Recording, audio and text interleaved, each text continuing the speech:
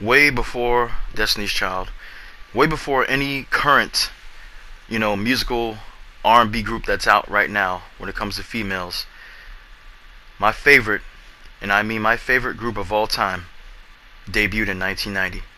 Their name was in Vogue. Terry, Dawn, Maxine, and Cindy. I can't tell you, ladies and gentlemen, I was 11 years old.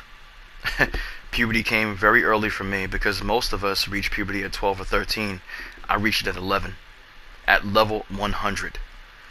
These women, with their beautiful voices, with the dresses that they wore, with their overall beauty on screen, period, were the standard of beauty as far as I'm concerned. They were the epitome of black female beauty. And you know how many of us want to grow up faster than what we are? Like we're a kid, we want to grow up so fast. I wanted to grow up fast so I can be in a relationship with a black woman that looked just like this. I wanted to be married to a black woman by the time I was in my 20s that looked just like these women. That's how much of an impression they put on me.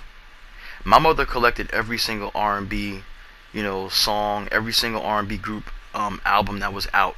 And Vogue was one of her favorites, and it became one of my favorites as well because I was sitting in the living room listening to the music with her. The same thing when she bought Whitney Houston music and Patti LaBelle and Tina Turner and all that stuff. But songs that stand out to me are Lies, Hold On to Your Love. That's one of my favorites.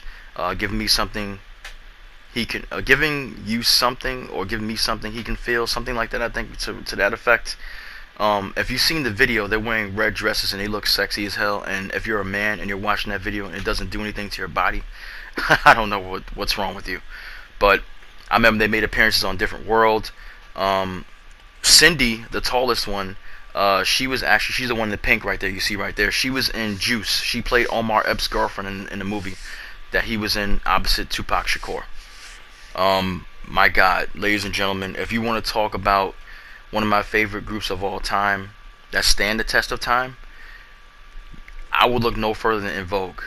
Because even though we had other groups like SWV, Sisters with Voices, Escape, that T.I.'s wife Tiny was in, and other groups after that, this is by far my favorite. All 40s women were the most sexiest black women on the planet to me. You know how we have our favorites, we have our idols. I looked at these four women as the sexiest black women on the planet. I swear to God. And that's just how I felt about it. All through my teens, all through my 20s. They still today, I'm almost 40, they are one of by far my favorites in music history.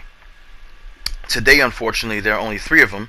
Cindy's in the red right there, and Terry, two of the founding members, is in the purple with their new member, Rhonda Barrett, I think her last name is. And these two women, Cindy and Terry, are pushing 60 because they're like 56 years old, 57 years old. But Jesus Christ, it just shows that black women are flawless. Black does not crack.